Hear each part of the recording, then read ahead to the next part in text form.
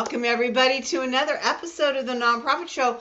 We are thrilled that you are here with us today on what Jarrett Ransom coined Friday. And so thank you so much for joining us. Today in the hot seat from Fundraising Academy at National University is our new fave, LaShonda Williams. She comes to us from the great state of Texas. Her star is shining bright on her today, the great state, and you're coming to us from Houston, right? Yes, Houston, Texas, Houston, home Texas. of the Astros. I love it. Oh my God, I'm a big baseball fan, so yeah. Don't get me started on the Astros. Okay. We want to make sure that we thank all of our presenting sponsors who get to be part and parcel of this. We want to thank Bloomerang, American Nonprofit Academy, your part-time controller, Be Generous, Fundraising Academy at National University, Staffing Boutique, Nonprofit Thought Leader, and Nonprofit. You can always find us on our archives, Roku, YouTube TV, Amazon Fire TV, and Vimeo. And of course, this will also be part of our amazing podcast series as well. So whether you're with us live or not, you can find us anyway. Okay, LaShonda, my new best friend. You ready, sister? I am ready. Fire away. Okay. First question comes to us from Shane in Ogden, Utah. Have you ever used or heard of a vote of no confidence in a board of directors structure? I know this is used in political arenas. We are wondering if we should adopt this process so that if we are having issues with a board member, we have a path to moving them off. Dun dun dun dun. Shane. Oh gosh. First and foremost, I'm really sad to know that you're at the point where you want to transition out. Board members are feeling a need to have a structure, but yes, there is a way to do it. And I would not recommend vote of no confidence. Thinking about each and every nonprofit organization, step one, making sure that you have policies, procedures, as well as responsibilities and requirements for your board members. Having that infrastructure in place, it also includes terms, ethical behavioral requirements, and methods to transition them out of the board for unethical behavior, as opposed to vote of no confidence. Having those measures in place kind of helps prevent anything having to go awry. And it also provides a foundation for expectations. First and foremost, when you're securing your board members, obviously you're going to accept those that hold the highest ethical standards, but also reinforcing the importance of their behavior, both in the professional space in decision making, but also their behaviors outside of the organization and the implications of their said impact. So having those rules and procedures in place and that structure in place will eliminate the need to have a vote of no confidence, and it also protects your organization. Okay, wow. I love what you just said. More importantly, I love how you framed it up. Um, but I'm hearing two things. Mhm. One, you have to have done all this homework before you ever have a problem. Absolutely. You We got to want to have. err on the side of prevention. It's just like with prospect research. You're doing the exact same thing when you're identifying board members. You're properly vetting them on the front end because you want to ensure that you don't have those challenges once they've been officially named a part of the board. Right. So let me ask you this. When I read this question, I'm kind of thinking that Shane doesn't have any of this, right? Yeah, that's exactly what it sounds like, Shane. And so Okay. now you're going to have to start from ground zero with the board in creating those procedures and having bylaws and having, the roles, the responsibilities, and said consequences. Mhm. So, how do you do this without being prejudiced about a person or a situation? How do you step back and say, this has nothing to do with the current situation that we're in? We're not writing these to get rid of Joe or Betty. We're doing this as a holistic approach because we're all human and it's human nature to be like, cranky. You're right. Timing is absolutely everything. And as the year is winding down, and when I say year, the calendar year, this is a great time to start making an assessment of your organization and its effectiveness. And then this is the opportunity to also bring up, in order for us to operate more effectively and more efficiently, here are some things that I suggest that we put in place as we're moving forward. And that way you ensure that you're not isolating any particular individual, and it creates an opportunity for open dialogue. Mm-hmm. Yeah, I like what you said. I think you're right. It's that magical time that allows people to intellectually process, well, we need to get ready for 2023 and Exactly. Let's ring in the new year right.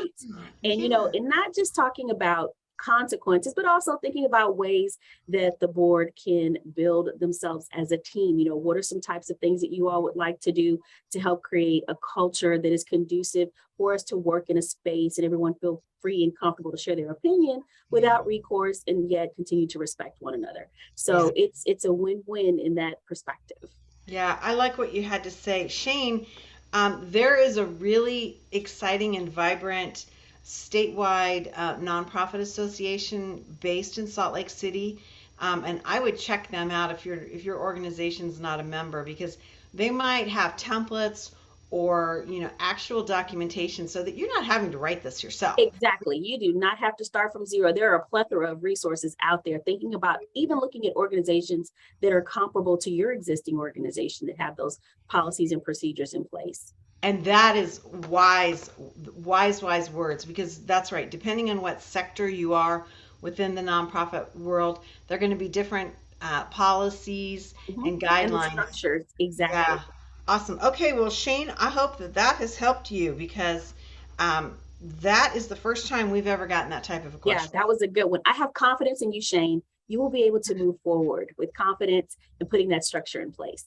I love it. Well, let's go on to Cynthia, who's coming to us actually not too far from Ogden in Denver, Colorado.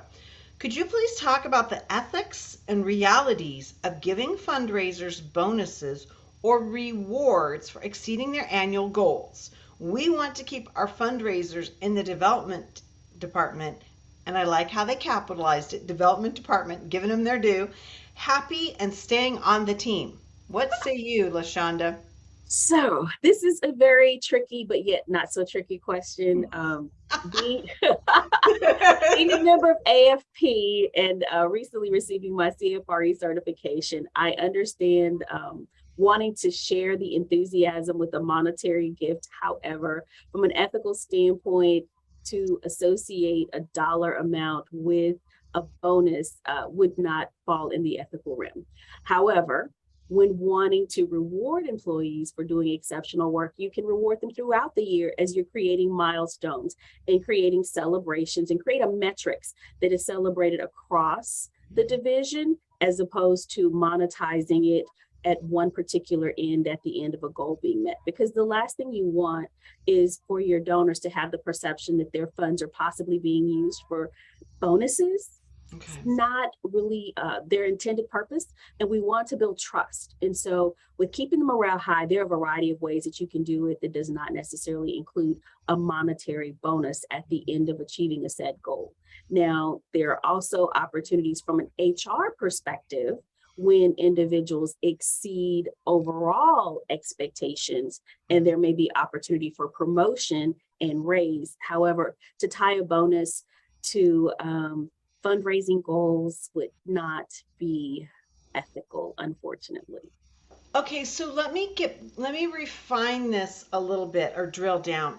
Are you saying that if like, let's say an organization has just a banner year and it comes, uh, cash flow is going great from a lot of different areas and a lot of different ways, um, that would never work for bonuses. It should be transferred into something else other than I would cash. not. And just in the and I say that because when in doubt, always do without. And Wow. so in that particular instance, because of appearances, and again, you want to foster an environment that not only nurtures and appreciates and welcomes exceeding expectations, holistically, but you also want to ensure that donors know that their dollars are being used and decision making is very prudent. The last thing you'd like to see happen is, donors find out that you've given $10,000 bonuses because you raised X amount of dollars of a capital campaign, then they're second guessing, was that bonus a part of the gift that I made to the organization? And so you really want to be very careful in how you use those funds and make sure that the donors are very comfortable with your organization and they're confident that their funds are being used according to how they're earmarked. Okay. And I know there's operational funds, but there are other ways to reward exceeding expectations. There's promotions, there are raises, there are merit raises that are based on overall performance, but not necessarily specifically related to a matrix. Okay. All right. Well, you kind of like killed my buzz, but I I'm get sorry, it. I didn't want to give you a killer on Friday. Not on Friday. Not a Friday. Yeah, I know, right? And we'll be talking about a little bit more about ethics next week with National Academy. So it's gonna be Yeah. Okay, Ryan from Louisville, Kentucky writes, this is an odd question, but would it ever be a good idea to bring along a major donor to meet with a prospective donor? I have a significant donor who's such a champion of our organization, and I think they could witness why they give. I love this question, and you know what, LaShonda? No one's ever asked this. Well, Ryan, you're right on par. This is referrals are one of the major ways to increase the number of donors within an organization.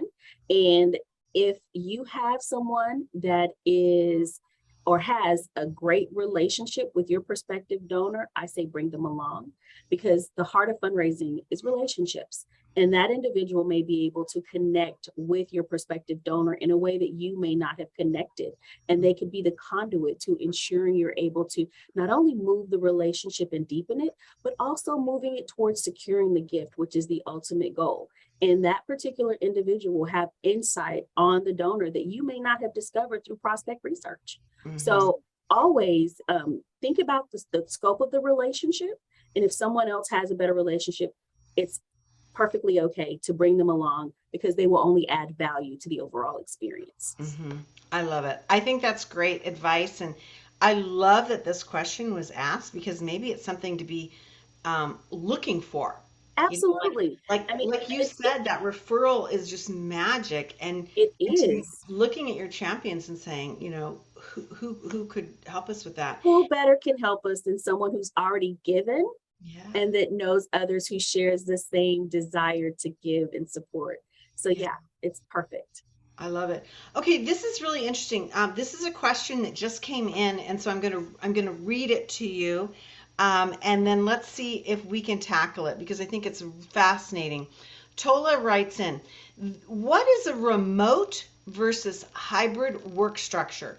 Our employees are considered fully remote. However, we are required to come into the office quarterly for home weeks just to be together. One designated week every quarter would be a home week. Very interesting. These have been widely successful. However, do we code our employees as remote in our payroll system and use home location as their work locations? This is the main crux of this question. Oh, wow. Fascinating question. You know what? Definitely. It's fascinating in many facets because it sounds like it's more of an HR question. Yes. However, as we're entering the new landscape of creating what our new norm looks like, there are a variety of different ways as indicated by the writer to classify the positions remote versus hybrid. So my humble opinion, because it's a week involved and it's quarterly, I would go with hybrid. For those that are out there, a lot of recent posts for employment opportunities are posting hybrid because although you're remote possibly 80% of the time, because of the amount of time that you'll be required to be physically present is not significant enough to call it completely remote. By calling it hybrid would definitely clearly define it so that the employees will know that the expectation is to be together at some time. However, that time to be specified based on your organization structure and need. And that way you're not misleading if you're actually seeking new employees, they'll know what the expectation is. Yeah. And overall, I think I would go with hybrid as opposed to remote, just because it allows the flexibility that you'll need with having them come into work for those sporadic time frames quarterly. Tola, this is a question that really involves two major departments. As LaShonda said, it's an HR issue, but it's also an accounting payroll issue because Mm, each state will have, if you're writing to us from the states, and I don't know where you are, but each state has their own payroll issues as well, and the way payroll's taxed and reported. So you need to be exactly. kind of And dialed into funding, I that. mean, Julia, you hit it because, like, for state institutions, for example, funding is based on, in some instances, how much workspace is actually used. So if you're working Yeah, for a university, how much actual workspace is being occupied? yeah. How is it being occupied? And so that's a whole nother level of coding that you need to look into. So there are also some possible legal implications, as you mentioned, that they have to consider. But again, I think the hybrid would definitely be the safest route. Right. And I think also too, we're seeing more and more of WHA, work from anywhere, not work from home, Right. work from anywhere. So that could mean a lot of different things. Maybe you're, you know, at a different part of the region, or you're going Another out. country. Yeah, another country, exactly. I mean, it's a big issue, and I think LaShonda, we're still trying to figure this out. We are. You We have know, not completely identified what our new norm is. But what we will say is that during this past 2-year period, it has allowed us to demonstrate how strong we are and how versatile we are. No matter where we are, we can still continue to be productive in Mhm. pursuing our various missions. Yeah, I think so.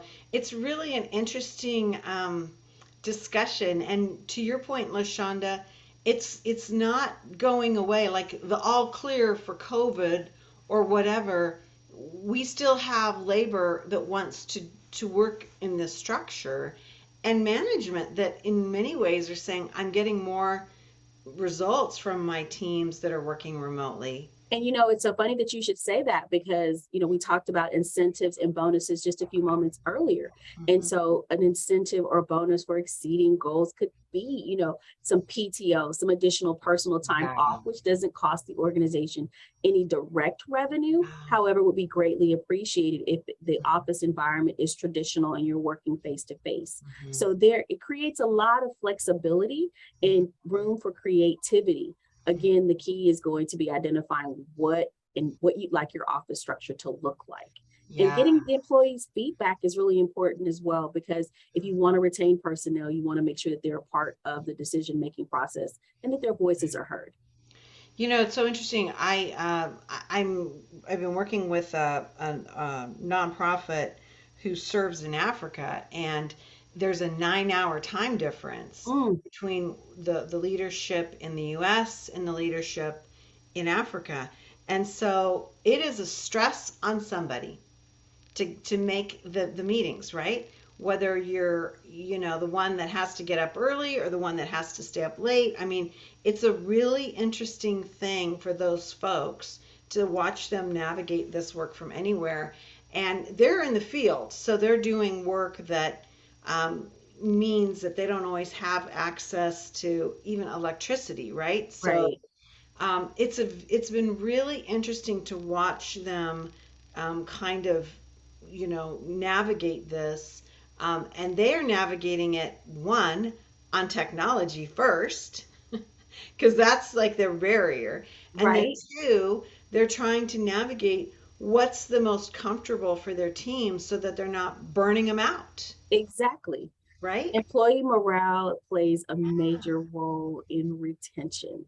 And Yeah. so, when you're able to create that synergy where the employees and employer are working together and making decisions together, it makes it a lot easier to make necessary adjustments, and with the time zone difference, you have to be highly motivated to make those adjustments. And so having that work from anywhere, I think in itself creates an opportunity and a benefit that would make someone be okay with being up at 1 a.m., knowing that you can work from anywhere. Yeah, it's a crazy thing, and again, a new dawn. Tola writes back, "Thank you so much. Quite an evolving gray area working remotely," and it is. It It really is. is. It's Right. it's very gray. But you know what? Not only is it gray, I also see yellow. And yellow is a ray of sunshine because it creates an opportunity for flexibility. And then it Yeah, also improves employee morale. yeah, And recent research on working remotely and hybrid opportunities have increased productivity. yeah, So a lot of major corporations are making some transitions in work days. I saw an article recently in Forbes. They're thinking a lot of companies are thinking about moving to a 4-day work week because they're seeing the same level of yes. productivity. Yes, And I've been seeing that as well. And you know, I think you've hit on something because I can see where that could be something that we really start exploring.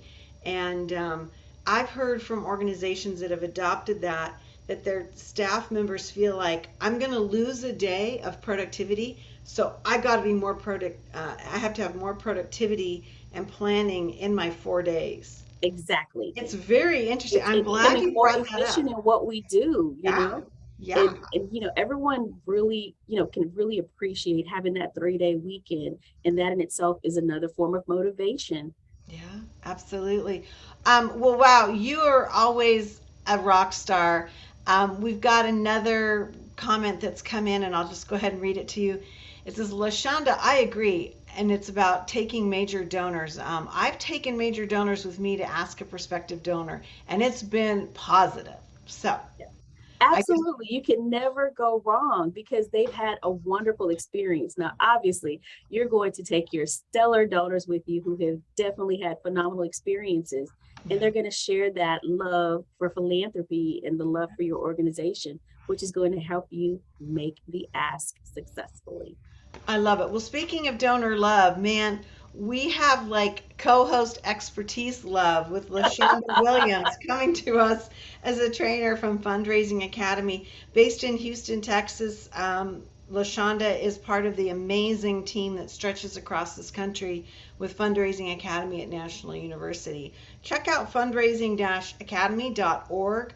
They have phenomenal trainings throughout the country, online, in person. They have a very robust system that both Jarrett Ransom and I are crushed that we did not know this early in our careers, because it is such an amazing approach to fundraising that's very natural, it's very achievable, and we are just thrilled that we could get your Fundraising Academy talents on air. So, LaShonda, thank you so much for joining us. It has been an absolute pleasure, Julia, because you too are a rock star. Well, I have my moments, but I'm telling Yeah, you, yeah. I Your know, I moments are all great. know, well, I know where to find the talent. That's the And thing. that You're is in. half the battle. Well, LaShonda Williams, you're going to be seeing her beautiful face from time to time. We get all different folks from Fundraising Academy to come on Fridays with us, and it's really cool because we get to hear their answers and their perspectives, and it's been just a joy to have you on, LaShonda. So join us. Hey, and also we want to make sure that we extend our gratitude to our amazing supporters who are with us day in and day out, so we can do these interesting things like have LaShonda Williams on with us and then do a live remote like we were just chatting about. We want to thank Bloomerang, American Nonprofit Academy, your part-time controller, Be Generous, Fundraising Academy at National University, Staffing Boutique, Nonprofit Thought Leader, and the Nonprofit Nerd. All of these folks join with us day in and day out, and we are marching towards our 650th episode. Oh, So wow. I Congrats. That's thank a you. huge milestone. It is. It is. That's why we all look so old. No, you're looking even better and brighter. Well, thank you. But yeah, it's a heavy lift every day to do a daily show, and these folks are with us. Hey, as we end this episode, we want to remind ourselves, our viewers, our listeners, stay well so you can do well. LaShonda, thank you so much. We'll see you back shortly. I'm looking forward to it, Julia, and you have a fantastic rest of your weekend.